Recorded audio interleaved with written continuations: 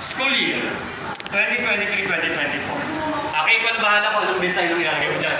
Performance task in English 10, third quarter, 10 Plato, school year 2023-2024. Yun yung dapat nasa front page.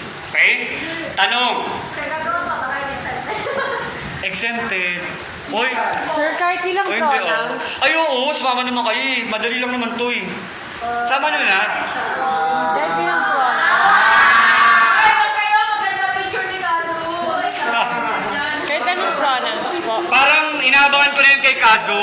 May pinakita siya sa akin picture na nakanganga. Di ko alam kung sino man yun. Mukhang isasama na yun. Ano yun, Trisha? Ano ba? Kahit ilang pronouns. Kahit ilan? Okay, listen.